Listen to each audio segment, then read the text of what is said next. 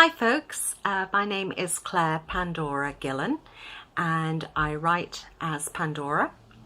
I write speculative fiction and I have a series of books out that deal with the main character who is Neath a Pilgrim. So this is the first book and it is titled Pilgrim the Balance. I've also written a second book, and that's completed and out there, which is Pilgrim and the Geometry of Fear. And I'm currently working on the third book, which is Pilgrim and the Fall of Kings. So today I'm going to be reading you a short extract from the book, and I figured we'd just go straight with the prologue right at the beginning. So it's actually located, this scene is located in autumn time on the southwest coast of England. It's the recent past and early morning. Pilgrim stumbled onto the pebble beach of the deserted cove, her feet bloodied, clutching a torn coat about her slim body, her long hair plastered to her face from sweat. Moving unsteadily to the shore's edge, she stopped, allowing the cold waves to lap over her bruised ankles. She gazed out through crystalline blue eyes over the steel-coloured water as the wind buffeted her pale aquiline face. Rimmed indigo clouds reached out over the sea where a solitary boat bobbed back and forth in the distance. Pitiably, she still yearned for a normal life. She shivered, not from cold, but from exertion. She'd left them dead. What did they expect? Lifting and turning her wrists inward, she gazed down through tears at the blackened bruises.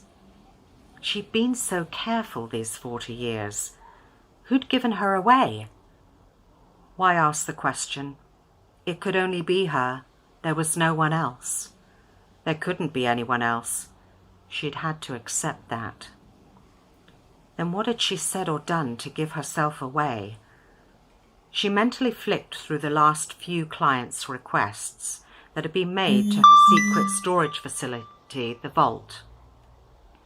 Le Petit Ingenue, a priceless painting by the French Renaissance artist Solier.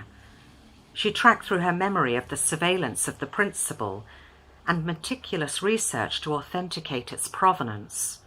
Nothing there. It had run like clockwork. Before that, there had been the fragments of the crown that had once encircled the imperial brows of the Ottoman dynasty. Nothing there. She had checked and double-checked. She always did. Then what? She'd been vigilant to the point of obsession when it came to keeping herself to herself. Ritualistic in her daily life, in and out of humanity like a thief, never striking up conversations as she travelled, no verifiable details on file. So they knew about her, but they didn't know all. Even she didn't know all. The harsh memory of their indifferent brutality that had been meted out on her body began to crush her.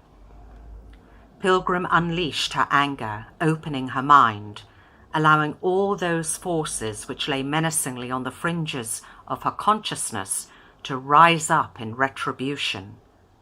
Embracing them, her mind became molten as the heat of unfettered fury hit her, coursing white-hot as it melded with her soul. Her vision blurred as she stared forward, unseeing. Her eyes, iridescent, began to spark and fleck. Altered and lost, Pilgrim was oblivious to the sudden drop in the wind, the immediate hush of the sea as the surface flattened to glass, drew back, and began sharply rising up the cliff face. Gaining momentum, it surged forward, losing its steel patina and folding to inky black. Nautical flags fell limp, and all wildlife cowered. The small fishing boats prone on their sides in the harbour lifted under the incoming swell, straining against their moorings as the massive wave entered the quay.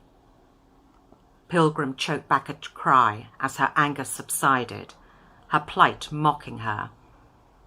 As quickly as the natural environment had become ominous, those changes fell away. The sea flushed to its former hue and resumed its slow, rhythmic brush against the shoreline.